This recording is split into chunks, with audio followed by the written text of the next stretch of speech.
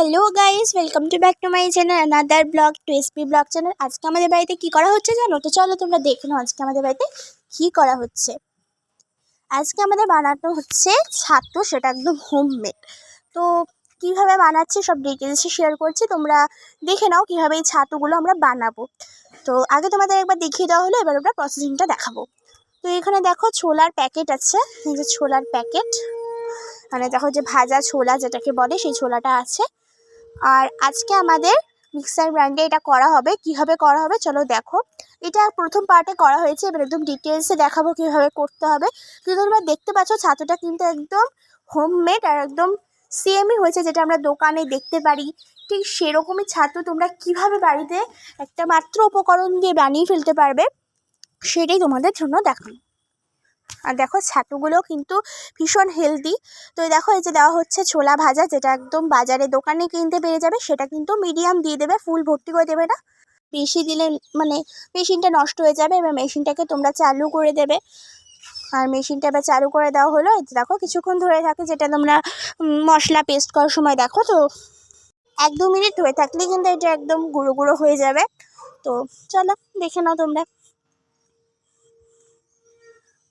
আর এখানে দেখো এই যে যেগুলো বের হয় চুচো ওগুলো। তো এই যে দেখো এবার খোলা হচ্ছে। আর দেখতে পাচ্ছ এটাই কিন্তু আমাদের গ্র্যান্ড অডিশন বলতে পারো। যে এই যে দেখতে পাচ্ছ কি সুন্দর একদম ছোলাগুলো হয়ে গেছে। আর এই ছোলার এই যে ছাতুটা, এই ছাতুটা কিন্তু ভীষণ হেলদি। যারা যারা পছন্দ করো তারা কিন্তু কমেন্টে আমাকে জানাতে পারো।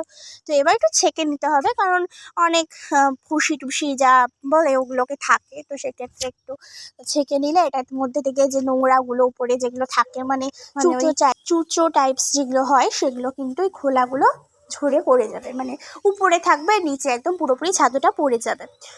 তো এই যে দেখো এগুলো কিন্তু এই যে ঢেলে নেওয়া হচ্ছে একটা প্লাস্টিকে। এবার এটাকে তোমরা স্টোর করে রাখতে পারো 1-2 মাস, মানে তোমাদের পরিমাণের ওপর নির্ভর করবে। আর 1 কেজি কিন্তু আমাদের ছাতু হয়েছিল।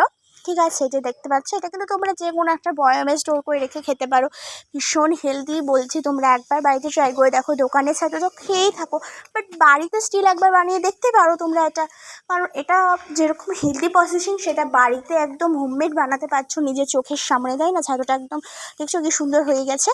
তো এই যে দেখো, আর এই যে দেখো এবার তোমাদের একটু বানিয়ে দেখাবো ছাতুটা ঠিক কীরকম হয়েছে। তো এই যে দেখো নিয়ে নেওয়া হচ্ছে একটা গ্লাসের মধ্যে। যেভাবে আমরা বাড়িতে ছাতু বানাই ঠিক সেইভাবেই বানাবে। একটু জল দিয়ে দিলাম, আর এটা একদম নর্মাল ওয়াটার।